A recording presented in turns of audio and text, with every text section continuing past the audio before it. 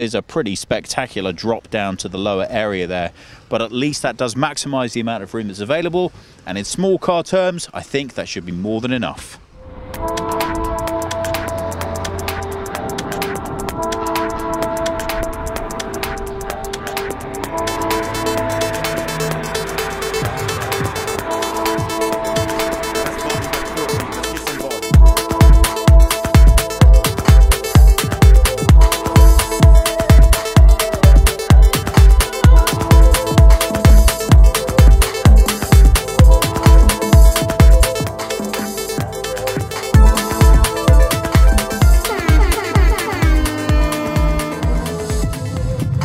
So setting off here in the 2023 Integra. So the first thing you notice about this, well, you have a really nice low seat, still a nice and pretty high seating position for a subcompact crossover like this. But actually, according to the numbers, the seating position is a tiny bit lower than the old HRV. But that doesn't mean you have worse visibility or anything, because they lowered that belt line again with the larger windows and lowering window sills, and the front hood is a little bit lower and everything, and you have nice thin A-pillars. So visibility is excellent looking forward. You still feel like you're sitting up higher than a Civic or something for sure.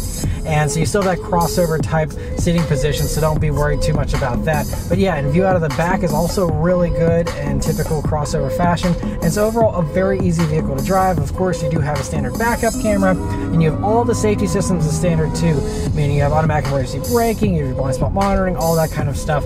And so all that helps you out with driving. But this is a nice small car still, so very easy to maneuver and all that. Another thing that makes maneuvering nice and easy is the steering, which has this nice light weight to it, but to me, it feels really perfect for this segment. It still has a little bit of a substantial feel to it, so it's maybe a tad bit heavier than some competitors, but it's certainly lighter than the Civic, I'm noticing, which is surprising considering the steering is actually from the Civic, at least the mechanical components, but obviously the tuning and stuff is unique. But it just feels really nice and responsive. The brakes also are nice and predictable, easy to modulate smoothly, and they just feel really great. And throttle response here also is nice and responsive. This is running a CVT automatic transmission, so there aren't any real gears, but it's pretty responsive, and the way they've tuned it, it makes it feel that you're never waiting, it's never too slushy. It pretends to have some simulated shifts so that it kind of gives you a familiar experience, but it's still, if you know what to look for with CVTs, you will certainly be able to tell this is a CVT the first time you do an acceleration in this vehicle. A lot of people have been saying this is like the same platform as a Civic, and it does share some components with a Civic, but it's on its own unique platform, and it actually shares more components as far as the platform goes with the current generation CR-V here. And so like the rear subframe and rear suspension and stuff is from the CR-V. Some of the front suspension components are from the Civic, and then you have again some unique stuff for the HRV, but it's a blend of all of these three vehicles really coming together to create this new HRV. And so I mean, it gives a really nice refined ride, nice and smooth here, especially on these 17-inch wheels, and pretty quiet in here too. They say that the interior noise levels. We do drive the 6-speed manual gearbox here today, and this is also, as I told you earlier, the 1.5-liter turbo petrol engine with around 180 horsepower, and this one definitely gives me a better boost than this naturally aspirated 1.5. Remember that you guys in the US, you get the 1.8-liter naturally aspirated engine, so this comes closer than in the performance to this one. However, with the naturally aspirated engines, they always have a more linear horsepower output, so you have a more, let's say, natural acceleration. And here with the turbos, now the road is pretty rough, there's sport dampers, you still feel them, but again, wheels even it out a little bit. So back to the engines, this one here being a turbo, the acceleration comes after a second, then really sets in when the turbo gets really going. However, it's still more fun to drive, yes, because the 1.5 without the turbo is really not that fast. If you need a little bit more punch, especially on the motorway, and we'll soon go to that one, soon going to the motorway and show the acceleration, then the turbo will definitely help. And well, who is driving this car? Actually, really wide variety of people, so some driving it as a primary vehicle, some as a secondary vehicle. And the cool thing is here, you have a really small car where you can get a parking spot and so on. but you already have so much space on the interior, as I told you in the interior part. And you get along in the city here very well, because you know, you can find a parking spot. It's getting narrow left and right, oh whatever. As I just entered the car wash before doing this review, usually like in the car wash, you know, especially like those at the fuel station, I think like, oh, this is the autonomous emergency brake warning that was already giving the warning before it was applying, like, you know, the real pressure. So you look left and right, and with the wheels, and, does it really fit with those 20-inch wheels of that big sedan? And but here it's like super easy, and that makes driving this car in the city so comfortable. It's actually pretty cool. Let's turn down onto this back road here and see how it does. Here we go.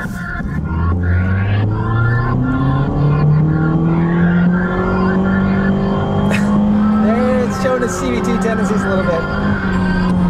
It's okay. You know, it's not anything exciting. It's very leisurely acceleration. I wouldn't have the most confidence stepping out and pulling out in front of someone in traffic or merging in this vehicle, but it is par for the course in this segment. So it runs a 2-liter naturally aspirated 4-cylinder engine, the same one from the base Civics, and it does 158 horsepower, 138 pound-feet of torque, which is 17 more horsepower than the old HRV and 11 more pound-feet of torque, but still 0 to 60 time is probably going to be around 10 seconds. The old car was 10.4 seconds. You know, this is a little bit heavier, but also a little bit more power. You know, so maybe you'll be, you know, something, you know, around 10 seconds even. So it is what it is. That's what you get in this segment. Really, the only punchy stuff in this segment is the Mazda CX-30. That is 186 horsepower, and that also has a turbo version with 250 horsepower, 320 pound-feet of torque. That's the hot rod of the group by a long shot if you're wanting actual performance in this segment. The Hyundai Kona also has a turbo option that feels nice and punchy, and even like the Subaru Crosstrek though offers a version with about 185 horsepower or so. So there are some punchier options out there. But this isn't the lowest either. There are some you know, lesser powered vehicles in this segment as well. So I'd say it's on the lower end of the spectrum as far as, you know, the performance goes for acceleration. Right. But you know, for around town driving, if you're not someone who needs something sporty, you know, this is going to be totally sufficient for driving around town. And so far, it doesn't feel like it's working too hard. A sport mode here maybe holds onto the revs a little bit longer, but you know, it doesn't really change much. So we'll just go ahead and pop that back into the drive mode here and let it kind of relax. But you know, this road that we're on here currently has you know, this rough portion that usually generates a lot of road noise. And for a subcompact crossover, this is really towards the top of the pack. It's really much quieter than I was expecting, honestly, for this segment. And yeah, I mean, I'd say, you know, it's right up there probably with the CX-30 once again. Might even be a little bit better than the CX-30 with the interior noise here. It feels really, really nice. But we're coming up some corners here that I always take, and let's see how the HRV handles. I'm not expecting anything sports car-like here, but, you know, considering you have some Civic underpinnings, and, you know, it is nice and light, too. There's only weigh 3,333 pounds, fully loaded like this EXL with the all-wheel drive. And so the handling, again, the 17s certainly don't help. The 18s on the Sport would be my pick as far as, you know, if you want something sporty. But, you know, it handles itself really well. It actually is really nice and flat. Tires gave me a little bit of a protest there, and you can hear my stuff flying around in the back, but it actually does a really good job. I kind of wish there was maybe a little more feeling in the steering whenever I was doing some cornering. It doesn't really load up very much. It just kind of feels a little disconnected, but it still was better than, again, most vehicles in this segment, and so, you know, I still really love the weighting of the steering regardless. One huge improvement, though, with the HRVs here for these new ones is you have a multi-link independent rear suspension. The old one used to have a torsion beam rear suspension, so a lot more sophisticated here, should give you better handling for sure. Now, I have not driven the old HRV, so I can't directly compare it with that vehicle. You know, I'd say that this certainly handles a little bit better than a Corolla Cross, for example, and feels really good. Might not handle quite as good as something like a Subaru Crosstrek or the Mazda CX-30 once again. But then again, you already have quite some nice comfort. You know, I have this upright seating position here, and I could very well imagine also going on a longer journey with this car without having, you know, to upgrade to a higher segment. And that's of course this SUV or crossover building style which really contributes to that, because otherwise in those, like, say, normal low seating car concepts, there's hardly any small normal car vehicle, like, you know, like Volkswagen Polo or something, which really gives me a long-term comfort. Like, even not the best ones of those. They usually have to go up a segment, and even I would say, yeah, towards the mid-size sedan or estate segment, then I really know I usually have a comfortable car also for longer drives. with those SUVs or crossover, I can even go for a smaller one and still already have a comfortable drive. And that's just more, you know, that also leads to those globally surging SUV sales, but especially in the small and compact segment. So when people, you know, say like, you know, SUVs are to blame for everything, well, it's not about those huge SUVs, you know. Most SUVs that are bought nowadays are those small and compact ones, especially in Europe. So really interesting, and usually they use the same technology as the small or compact cars, that the fuel economy is not necessarily any different, you know, as with those platform brothers, which are not the SUVs. So have to bear that in mind. So far, pretty interesting drive. You heard that CVT like, and now we're at 154, sorry. Yeah, in German it's always the other way around. 154 kilometers an hour, that's it. Of course it's quite noisy here also at higher speeds, but not as noisy as expected actually. And now let's go back to a reasonable motorway speed, like, you know, let's say like 120 kilometers an hour, 70 miles an hour, and here it's actually fairly comfortable. Suspension also doesn't shake up too much. Steering wheel is actually quite direct. Brakes now, yeah, they're nice. You feel the car doesn't weigh too much, so that's actually a good thing. And overall, I mean, you have this upright seating position. Not too bad as for the motorway performance, I have to say. And I mean, you don't have most fun with this drivetrain, of course, acceleration-wise and so on, but still just did the test now, being, you know, just curious about the features of the vehicle. But the main feature here is, of course, that you have low fuel consumption. So even with motorway included, you can easily score some 5 liters on 1 kilometer. So let's say 50 mpg US, more than 50 mpg UK. It's of course decent, and if you have more city tracker and so on, use more of this electric drive, even better. So even better results are possible. I had that also earlier. That's of course pretty cool. So the system is somewhat complicated, yes, but consumption-wise it does work. So when we're here at higher speeds, motorway and so on, the wheels are directly powered by the combustion engine. That's of course also the most efficient thing to do. And of course you can also get the non-hybrid version depending on the market. In Germany, for example, you can only get the hybrid, but in US, for example, you will also get the pure combustion engine version. And so far so good, you don't hear it too much actually. And here going, you know, some slalom, it feels actually quite nice and sporty considering it's still an SUV. But then again, you have this more upright seating position, which is again better for long-term comfort travel. Just the head restraints, they are a little bit stiff actually when you lean onto them. Other than that, the seats are actually quite plush. That's okay. So now getting off the motorway, and when I'm off the gas, directly in the pure EV mode again, I'm also gaining back energy. I can either, you know, do recuperation with the brake pad, or I put in here the shifting lever to B mode. I like a little bit more engine brake, or I like a little bit more recuperation, or this kind of EV feeling. So, but you can vary it, you know, depending on that. Let's go with B mode here, just a little bit more. Now combustion engine is on because I hit the throttle a little bit harder. Now again, just the EV mode. Switches all the time, combustion engine, and of course in between, sometimes the engine is running, but it's not powering directly the wheels, but then serving as a generator for the three modes, and it's always switching back and forth in between that. You can see that here on the gauges, but it would be too dangerous to watch that all the time. Now you're in the B mode. Will I have to use the brakes? Let's see. No. Okay, I have to use the brakes. But still really good handling nonetheless, in my opinion.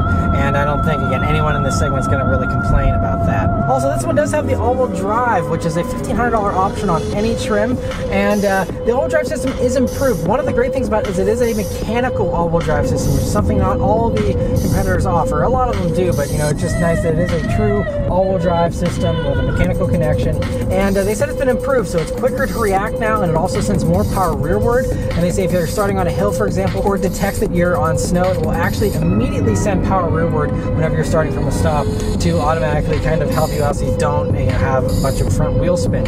So, it seems like it's a really solid all-wheel drive system. They really focused on snow performance specifically. So if you are someone who's, going to have, some rough weather where you are, I would certainly recommend this all-wheel drive system for sure. Front-wheel drive, you can get by just fine, in most cases. But, if you're someone who, wants the security of all-wheel drive, just know this is a very good all-wheel drive system, it seems. But unfortunately, I don't have, obviously, any opportunity to test it out here in the middle of July. And now we're hitting some potholes and little undulations in the road here. And, it soaks them up very well. The 17-inch wheels, I think, really certainly help.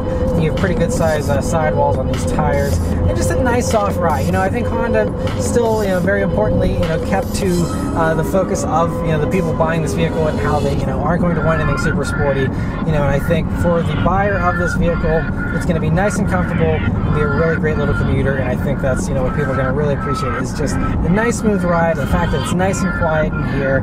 It's nice and easy to drive, nice light steering, just comfortable in every way. And I think, they just really perfected the comfort of the HRV here. Obviously, to go back to these, I hope other manufacturers also will think about this and go back.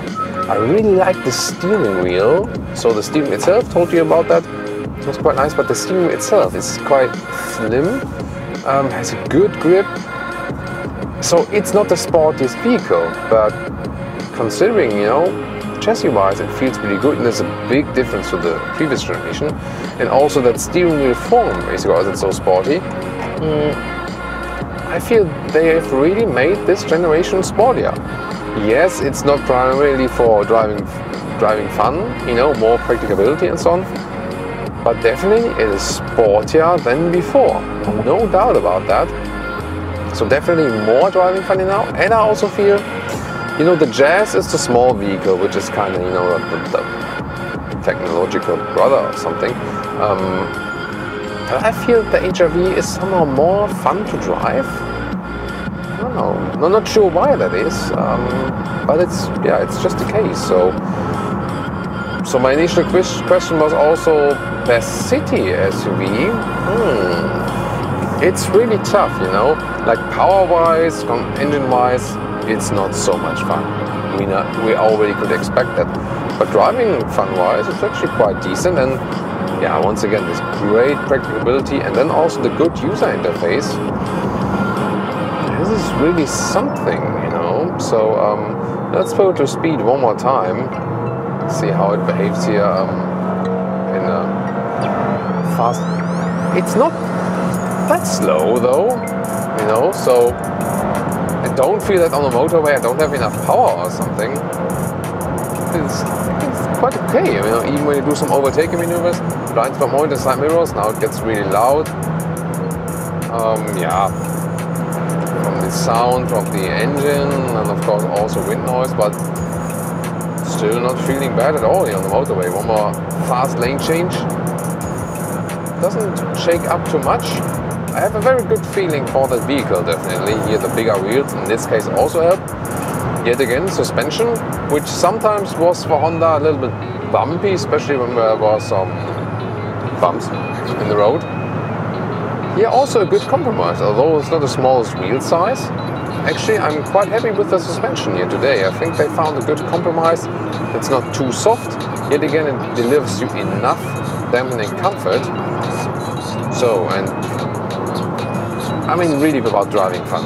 And now I'm out on the highway here in the HRV, and I have the adaptive cruise control system on with the lane keep assist and the traffic jam assist that it has, and it does a really good job. Honda has consistently been doing one of the best adaptive cruise control systems as far as the lane keeping functionality goes, at least as far as hands-on systems are concerned. I think it's one of the best. It does a really good job, and one thing that's great is it's standard across the board on all trims of the HRV here for 2023, and so that means that regardless of how much you spend on an HRV, you're going to have the same great safety equipment and the same great, really luxury features of having adaptive cruise, which was, a very high-end feature just a few years ago. And so it works really well here so far. I will continue to test it here during my week with the HRV. But a few of the improvements they did make to the system is now the camera has a wider field of view for the forward-facing camera here. And so that means it'll be able to detect cars quicker and be able to react faster, you know, to any kind of emergency situations. But it also means, you know, it can be more confident steering around corners. It still is, of course, a hands-on system, but, you know, just hovering my hands on the wheel here, letting it do the steering for me, you know, it's very confident. A lot of other cars still pogo, or I can't trust them completely. Honda systems are one where I can actually relax and I can trust that it's actually going to provide me with reliable assistance, which is actually a little Pretty cool.